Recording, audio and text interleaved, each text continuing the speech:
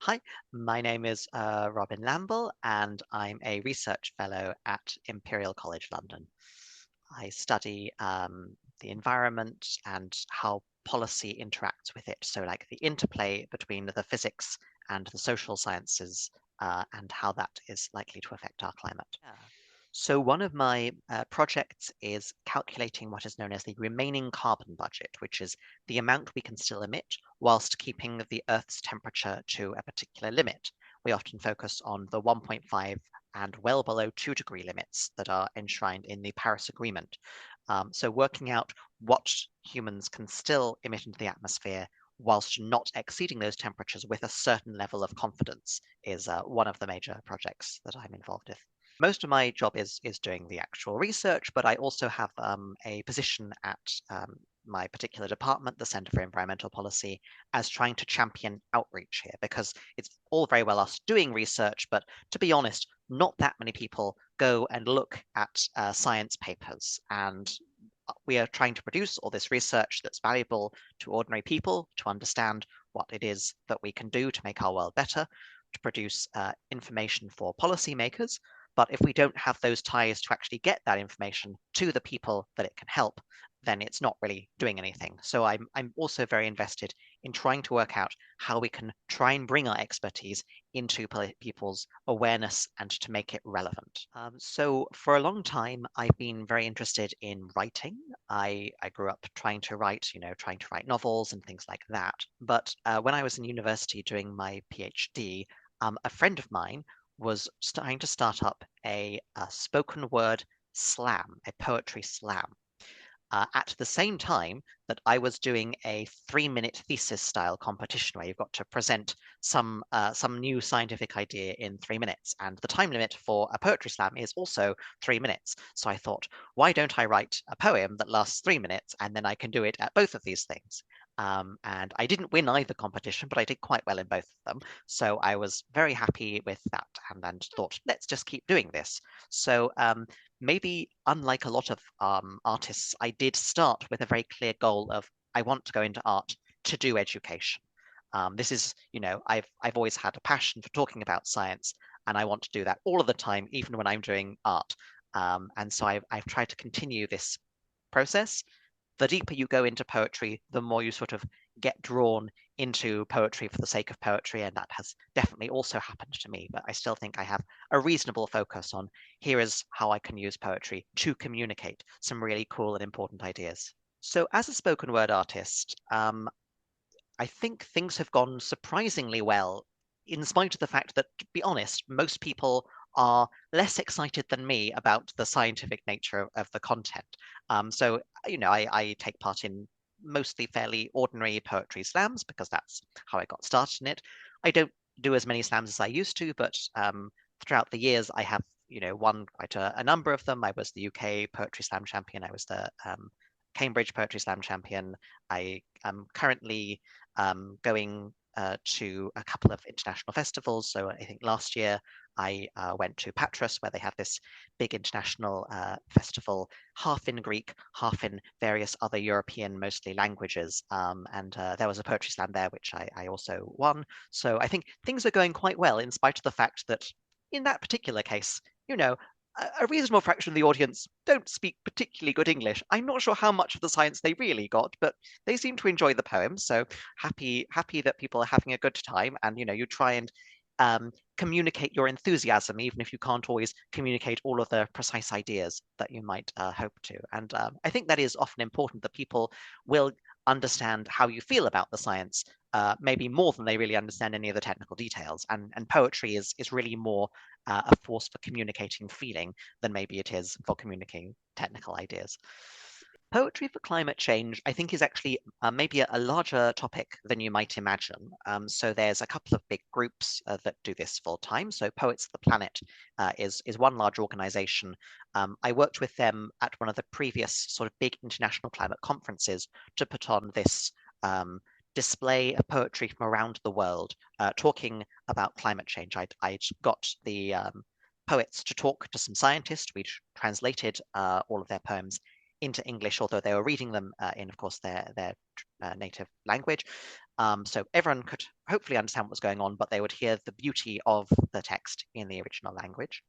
Um, and it was not that difficult to find people across the world who are interested in producing poetry, mostly about climate change, a few other environmental issues. Generally, it comes under the term eco-poetry. Um, and these days you can find quite a few major eco-poetry prizes. I think Ginkgo has one every year. Quite a few other magazines have had eco-poetry issues. For instance, Magma had a couple of good issues about this. I think because climate change is just a thing people think about a lot, and poetry has always had a large nature focus, we're thinking about nature, but what is it that we can say about nature now that people haven't been saying about nature for thousands of years? Well, it's how it's changing. So, like, I think a lot of people almost stumble upon climate poetry by accident. And it's often difficult to write an entire poem that is just about the climate because, it's this thing that sort of pervades everything, but it's also very nebulous. And poetry is often very concrete. You want like very solid images.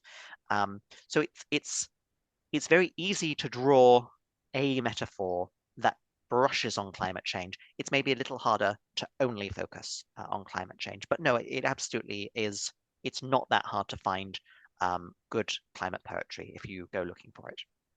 So this is a poem where I try and translate my work on the remaining carbon budget into very visual metaphors that maybe are a bit easier to understand than gigatons of CO2, which is a very abstract number. I think people often have the notion that human impact on the climate should be surprising because humans are very small and the world is very big. It's true that humans are small relative to the world, but actually relative to the ecosystem. Now, humans are a surprisingly large fraction of the biomass of the world. We really have taken over so much of the environment, and maybe this poem helps contextualize that. 3 times each day, we gather up all the carbon of every wild bird and mammal and burn them. Every chaffinch and whale, the stampedes, flocks, and murders reduced to air. Every 2 days, we burn ourselves. By now, we have paired every living gram of carbon with a soot mark in the sky. Our breathing space is less than the weight of the unseen bacteria, all the multitude of ways life reinvents itself. I think it's important to remember with climate change that we all do have a role to play, but we are also not all individually to blame, or like the whole weight of the world does not rest on any one set of shoulders, right? We all share this burden. We all can lift a bit, but we can only lift so much, and we shouldn't try and individualize the whole problem of climate change. Eco-anxiety often comes about, I feel, because people feel like there's nothing that they can do. And that's absolutely not true. There are so many small but powerful things we can all do. Some of that is just consciousness raising, helping people understand the nature of the problem, but also being aware that there are solutions is intrinsically quite freeing and quite motivating. Being able to understand, okay, there are some barriers to climate action, to replacing our current energy system with one that is sustainable and renewable.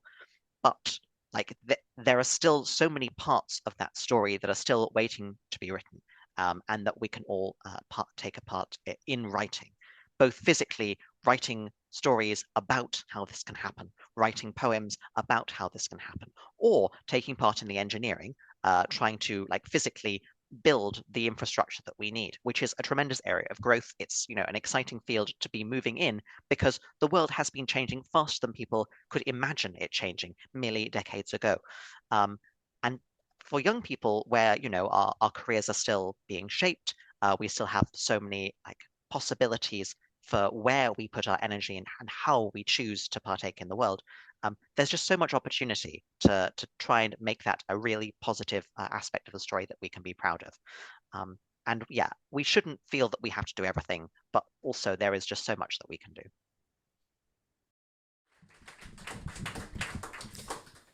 This poem's called Too Much CO2. The rule is Words with more than 3 letters must contain a C and an O. Carbon concentrations rocket, consequences catastrophic. For the concentrations control atmospheric optic echoes, our cocooning gas contorts a comfy day to be a scorcher as our oceans all become acidulous and one by one force locals all to run. Avaricious for resources, carbon coffers cloud discourses, woo political discord and reproaching consumer forces. In draconic economics, actors are conceived atomic, so we do not contemplate. Competitors cooperate. In a contactless context, we clot, condemn the concept of social cost, but touch converts cogs to communities. To connect is to fix. If we connect oscillating electronics, elections and ecologic, we can construct a collective economics. For we have but one air to lap up all sin and but one air to fan all kin. We are all lit by but one sun. We die and rot in but one bed, and all the gas our ash has fed can go up in one conflagration. Thank you.